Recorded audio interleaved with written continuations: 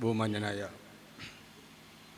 ഈ സാഹോദര്യ സംഗമത്തിൻ്റെ അധ്യക്ഷനും fraternity youth movement Malappuram ജില്ലാ പ്രസിഡൻറ്റുമായ VT ഉമർ തങ്ങൾ, ഈ സാഹോദര്യ സംഗമം ഉദ്ഘാടനം ചെയ്ത ഫ്രറ്റേണിറ്റിയുടെ state vice president Shameema Zakir,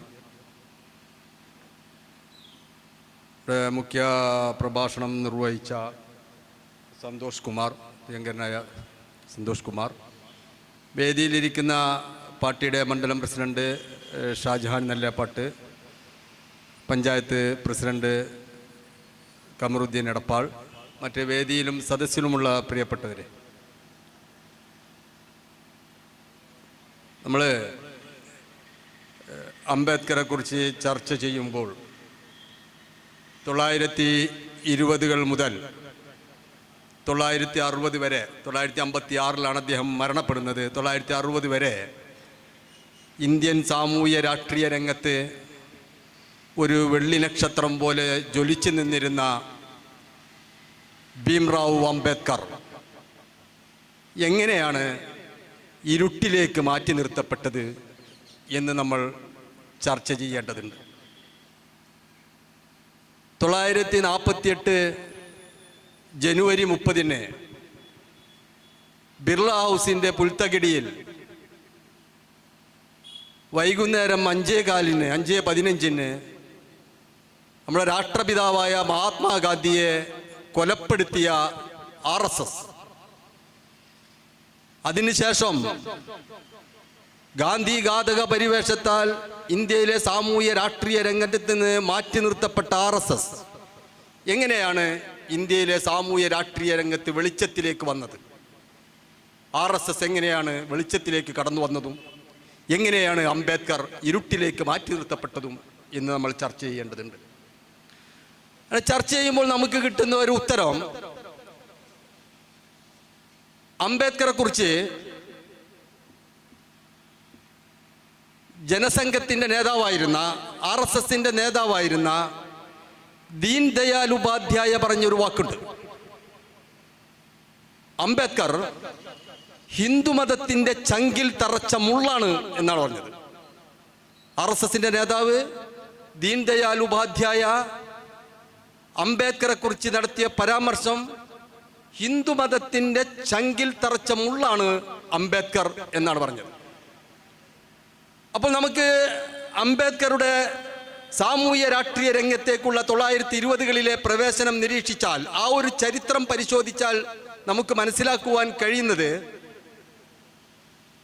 1920 Indian national Congress അഥവാ ദേശീയ പ്രസ്ഥാനം ലാലാ ലജ്പത് റായിയുടെയും മദൻ മോഹൻ മാളവ്യയുടെയും ബാലഗംഗാധര തിലകന്റെയും എല്ലാം നേതൃത്വം കൊടുത്തുകൊണ്ടുവരുന്ന ദേശീയ പ്രസ്ഥാനം യഥാർത്ഥത്തിൽ ഒരു സമ്പൂർണ്ണ സ്വാതന്ത്ര്യം ഇന്ത്യക്ക് വേണം എന്ന് ആവശ്യപ്പെട്ടിരുന്നില്ല. ഇന്ത്യ ഒരു സമ്പൂർണ്ണ സ്വാതന്ത്ര്യ രാജ്യമാകണം എന്ന് 1920 ഇന്ത്യൻ നാഷണൽ കോൺഗ്രസ് ആവശ്യപ്പെട്ടിരുന്നില്ല. ബാലഗംഗാധര തിലകന്റെയും ലാലാ ലജ്പത് റായിയുടെയും മദൻ മോഹൻ മാളവ്യയുടെയും നേതൃത്വത്തിലുള്ള അന്നത്തെ ഇന്ത്യൻ നാഷണൽ കോൺഗ്രസിന്റെ ആവശ്യം ഇന്ത്യ ഒരു ഹിന്ദു ഡൊമിനിയൻ രാജ്യമായിരിക്കണം എന്നതായിരുന്നു. അഥവാ ബ്രിട്ടീഷ് കോമൺവെൽത്തിൻ്റെ ഉള്ളിൽ ഒരു ഹിന്ദു രാജ്യമായിക്കൊണ്ട്, ഹിന്ദുക്കൾ ഭരിക്കുന്ന ഒരു രാജ്യമായിക്കൊണ്ട് നിലനിൽക്കണം എന്നതായിരുന്നു അവർ മുന്നോട്ട് വച്ചിരുന്ന ഒരാശയം. 1929 ഇന്ത്യൻ നാഷണൽ കോൺഗ്രസ് സമ്പൂർണ്ണ സ്വാതന്ത്ര്യം ആവശ്യപ്പെടുന്നത്. അതിലേക്ക് ഇന്ത്യൻ നാഷണൽ കോൺഗ്രസിനെ കൊണ്ടെത്തിച്ചതിൽ ഭീംറാവു അംബേദ്കറിന് വലിയ പങ്കുണ്ട്. എന്താണ് ഭീംറാവു അംബേദ്കർ ചെയ്തത്? 1920 ഇന്ത്യൻ നാഷണൽ കോൺഗ്രസ് മുന്നോട്ട് വെക്കുന്ന ഹിന്ദു ഡൊമിനിയൻ എന്നൊരു രാഷ്ട്രസങ്കല്പത്തെ, അഥവാ സവർണ ശ്രുതികളിലും സ്മൃതികളിലും അധിഷ്ഠിതമായ ഹിന്ദുത്വ രാഷ്ട്രം എന്ന സങ്കല്പത്തെ, ആ ഒരു ജ്ഞാനത്തിൽ നിന്നുകൊണ്ട് തന്നെ ഇന്ത്യയിലെ ശ്രുതികളെയും സ്മൃതികളെയും കുറിച്ച് അഗാധമായ ജ്ഞാനമുള്ള ഡോക്ടർ BR അംബേദ്കർ അതിനെ കടന്നാക്രമിക്കുകയും അതിനെതിരെ ശക്തമായി മുന്നോട്ട് വരികയും ചെയ്തപ്പോൾ ആ ആശയത്തെ ഇന്ത്യൻ നാഷണൽ കോൺഗ്രസിന് ഉപേക്ഷിക്കേണ്ടതായി വന്നു എന്നാണ് നമ്മൾ മനസ്സിലാക്കേണ്ടത്. അതാണ് ദീൻ ദയാൽ ഉപാധ്യായ പറഞ്ഞത്, ഹിന്ദുമതത്തിന്റെ ചങ്കിൽ തറച്ച മുള്ളാണ് അംബേദ്കർ എന്ന്. ഈ ചരിത്രത്തിലൂടെ കടന്നു വരുമ്പോഴാണ് അംബേദ്കർ നമുക്ക് കണ്ടെത്തുവാൻ കഴിയുക. എന്താണ് അംബേദ്കർ ഇന്ത്യക്ക് ചെയ്ത, അല്ലെങ്കിൽ ലോകത്തിന് ചെയ്ത സംഭാവന? ഇന്ത്യ ലോകത്തിന് കൊടുത്ത ഏറ്റവും വലിയൊരു സംഭാവന അതാണ് ഭീംറാവു അംബേദ്കർ. നമ്മൾ മനസ്സിലാക്കേണ്ടതുണ്ട്. ഇന്ത്യ സ്വാതന്ത്ര്യം നേടാൻ പോകുന്ന ഒരു ഘട്ടത്തിൽ ഇന്ത്യക്കൊരു ഭരണഘടന വേണം എന്നൊരു ആശയം വന്നപ്പോൾ ഇന്ത്യയിലെ ദേശീയ പ്രസ്ഥാനത്തിന്റെ നായകന്മാർ പോയത് അമേരിക്കയിലേക്കാണ്.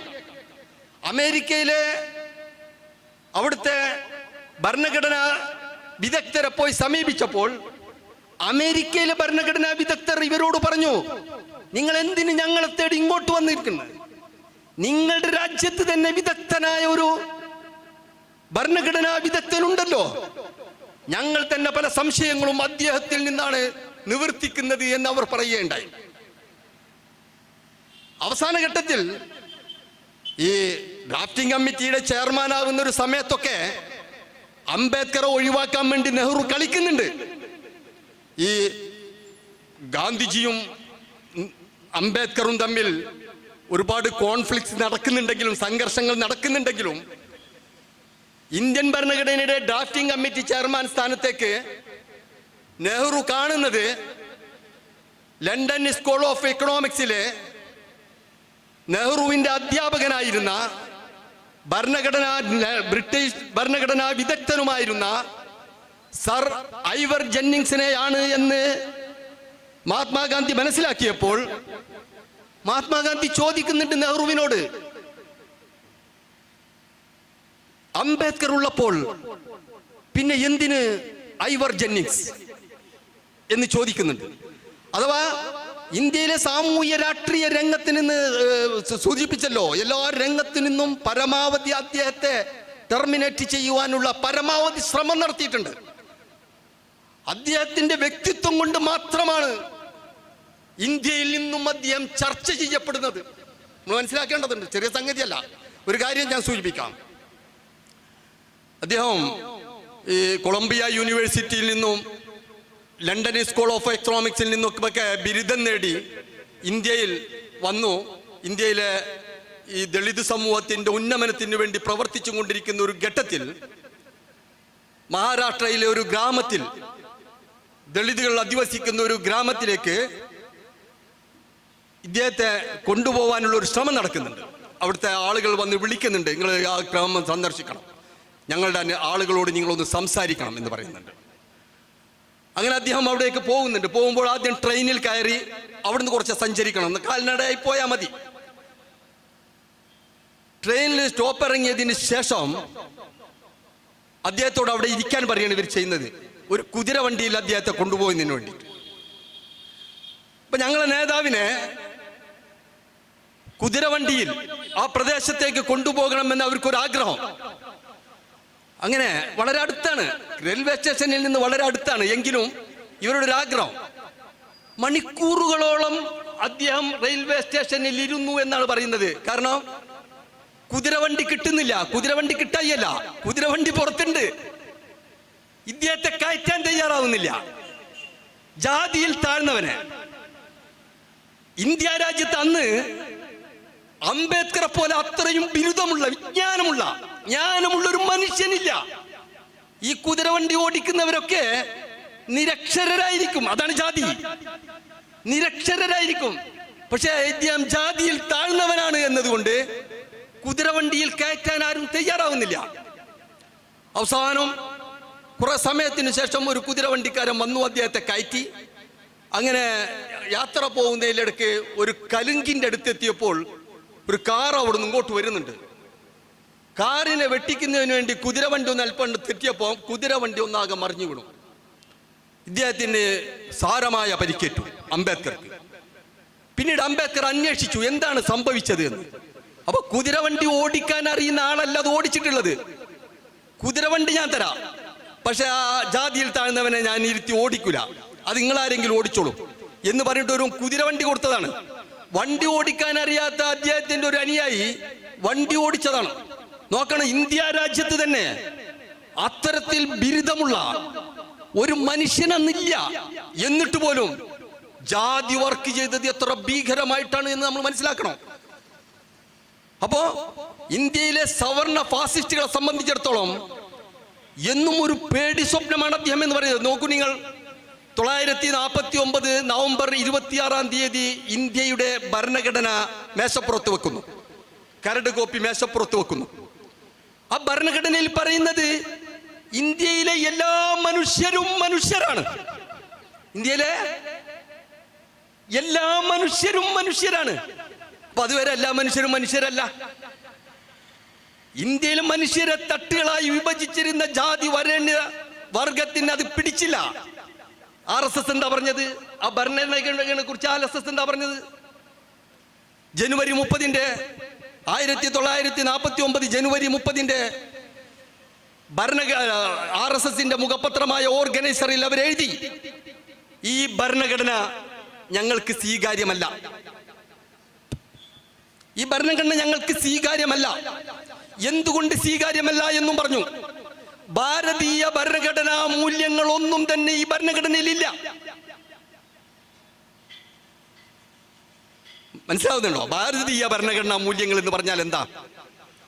അംബേദ്കർ അദ്ദേഹത്തിന്റെ പ്രവർത്തനത്തിന്റെ ഒരു ഘട്ടത്തിൽ, പൊതുപ്രവർത്തനത്തിന്റെ ഒരു ഘട്ടത്തിൽ RSS ഈ പറയുന്ന ഭാരതീയ ഭരണഘടന എന്ന് പറയുന്ന മനുസ്മൃതി അദ്ദേഹം കത്തിച്ചുകൊണ്ടാണ്, ഇതാ ഈ ഞങ്ങളുടെ എല്ലാവിധ പ്രശ്നങ്ങൾക്കും മൂല കാരണം ഈ ഗ്രന്ഥമാണ് എന്ന് പറഞ്ഞുകൊണ്ട് 1927 ഡിസംബർ 25 മനുസ്മൃതി അഥവാ ഈ ഭാരതീയ ഭരണഘടന എന്ന് പറയുന്ന അതിന്റെ സംഭരണിക്ക് തന്നെ തീ കൊടുത്തുകൊണ്ടാണ് തന്റെ പ്രവർത്തനവുമായി അംബേദ്കർ മുന്നോട്ട് പോകുന്നത്. എന്നിട്ടാണ് ഈ ഭരണഘടനാ മൂല്യങ്ങളൊന്നും ഇതിലില്ല എന്ന് RSS പറയുന്നത്. ശേഷം പല തവണ RSS അംബേദ്കറെ കോലം കത്തിക്കുകയുണ്ടായി, ഈ ഭരണഘടനയ്ക്ക് തീ കൊടുക്കുകയുണ്ടായി. നോക്കണം, ആ RSS ആണ് ഇന്ത്യ രാജ്യം നിയന്ത്രിച്ചു കൊണ്ടിരിക്കുന്നത്. RSSനെ സംബന്ധിച്ചിടത്തോളം ഈ ഭരണഘടന അന്ന് 1949 ഞങ്ങൾക്ക് സ്വീകാര്യമല്ല എന്ന് പറയുന്ന ഈ ഭരണഘടന പൊളിച്ച് മുന്നോട്ട് പോവുക എന്നുള്ളതാണ് അവരുടെ ലക്ഷ്യം. ഭരണഘടനയെ അങ്ങനെ നിലനിർത്തിക്കൊണ്ട് തന്നെ ഭരണഘടനാ വിരുദ്ധമായ ഒട്ടനവധി നിയമങ്ങൾ രാജ്യത്ത് നിലവിൽ വന്നു എന്ന് കൂടി നമ്മൾ മനസ്സിലാക്കേണ്ടതുണ്ട്. രാജ്യം അതിഗുരുതരമായ ഒരു പ്രതിസന്ധിയിലൂടെ കടന്നു പോകുന്ന ഒരു ഘട്ടത്തിൽ നമ്മുടെ സഹോദരൻ സൂചിപ്പിച്ചതുപോലെ അംബേദ്കർ മുന്നോട്ട് വെച്ച ഒരു ആശയത്തെ മുൻനിർത്തിക്കൊണ്ടുള്ള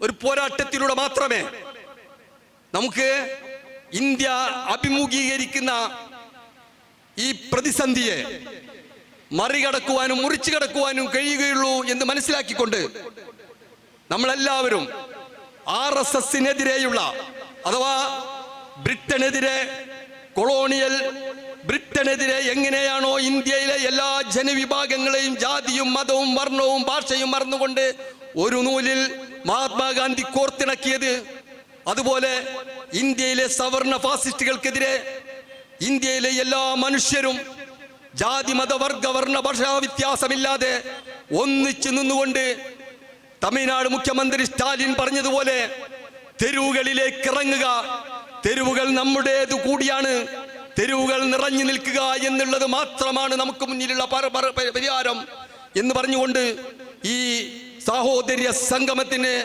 എല്ലാവിധ ആശംസകളും നേർന്നുകൊണ്ട് ഞാൻ അവസാനിപ്പിക്കുന്നു. നിങ്ങൾക്ക് എൻ്റെ വിപ്ലവാഭിവാദ്യങ്ങൾ. ജയ് ഹിന്ദ്, ജയ് വെൽഫെയർ പാർട്ടി.